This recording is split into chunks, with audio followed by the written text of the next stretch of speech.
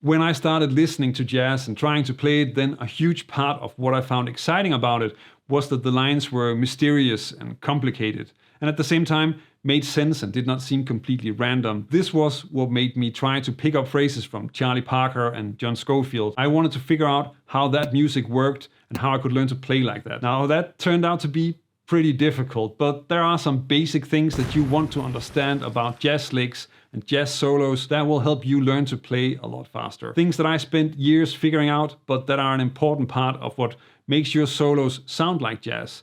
And knowing that is going to speed up your learning process a lot. One of the things that make jazz music challenging to play in the beginning is that the chords change quite fast. And it doesn't help that the harmony is often fairly complicated. But that's also really just a description of how especially bebop-inspired jazz works.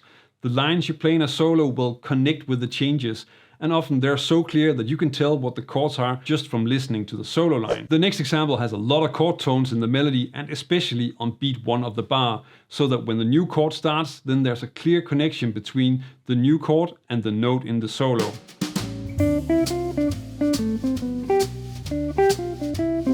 As you can hear, using chord tones and really hitting that clear chord tone on beat 1 when the chord changes gives your solo that sound, that connection to the progression. In this example, the chord progression is just a basic 2-5-1 in the key of C major.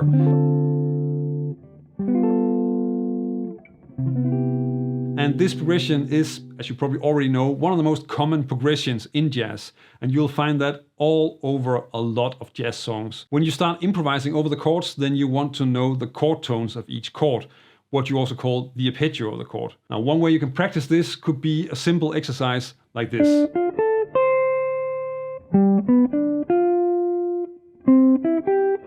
It is useful to also keep things in one position so that you can easily make a melody that moves smoothly from one chord to another without having to jump all over the neck. You can start doing that later. With this material, you can start making licks that really nail the changes, but let's check out how to make some lines that have stronger melodies. In the previous example, you saw that what you play in a solo is connecting to the chord, but just playing random chord tones, of course, doesn't work.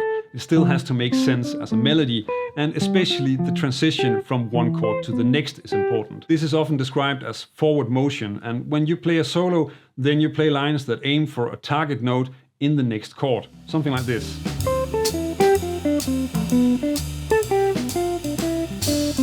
It's a good idea to practice composing lines and then work on choosing a specific target note on the next chord that you want to hit. Doing a lot of that will help you start to hear melodies like that, and it will become a natural part of your playing. In these examples, I was mostly going for the third of the chord, and that's simply because that is one of the strongest and clearest notes. So in the beginning, this makes it easier for you to hear the chord change in your own solo line if you use that as a target note. With all of this in mind, then you can now start to learn some more building blocks for your jazz solos to get them to sound more interesting. I already showed you how it pays off to use the chord tones in the melodies, but you can actually take that a little bit further because the arpeggio is in itself a great melody or building block that you can use in your lines in quite a few different ways. And the bonus is that there's more than one arpeggio that works per chord.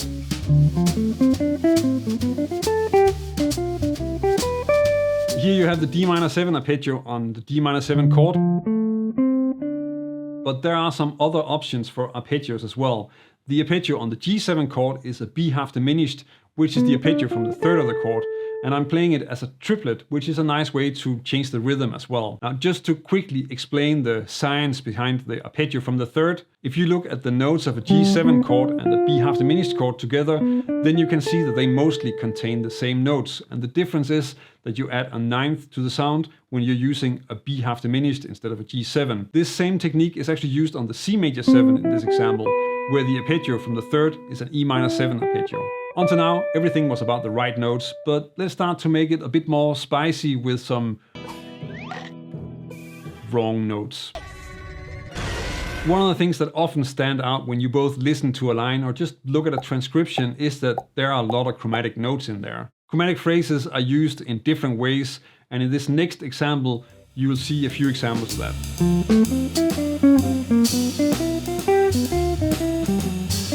Let's start with the complicated phrases and then work our way to some easier chromatic phrases.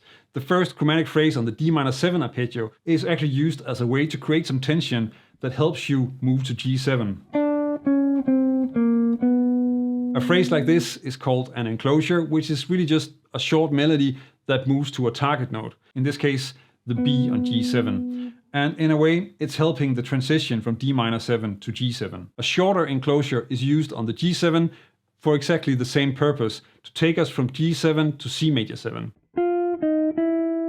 This type of enclosure is sometimes referred to as a diatonic above, chromatic below enclosure, something that you can use in many different ways in your playing and that you definitely want to explore on a few different chords. The final use of chromaticism is on the C major 7 chord, where the F sharp is used as a chromatic passing note. Because you don't need a complete phrase every time, you can also just experiment with adding chromatic notes here and there and then resolve to a note in the scale, or what is often stronger, a note in the chord. In this case, the F sharp is resolving to the 5th of C major 7, the G. Besides improvising licks on the chord progression, then you can also start improvising with the chords in the progression. If your progression is going from D minor to C major 7, then you have a lot of freedom with what chords you're using to get there. A simple version of this, and probably the first one you want to explore, is to use a flat 9 on the dominant, so making it a G7 flat 9. Doing this will help you get a bit more dissonance and more flow towards the C major 7. So what I'm using here is first the arpeggio from the 3rd on D minor 7, then a D minor triad, and then on the G7 flat 9, I'm starting with the flat 9 here, and then using this arpeggio, which is in fact a B diminished arpeggio. That is the arpeggio from the 3rd of the G7 flat 9. So you have, and then with the flat 9, and that arpeggio is your B diminished arpeggio. This is a concept you can take a lot further with alto dominance, harmonic minor, and a lot more, but just getting started using the flat 9 and the diminished arpeggio is really a great way to ease into it. What really makes a huge difference for how well your jazz solo sounds will be phrasing and rhythm. That's really the next two ingredients and skills that you want to develop.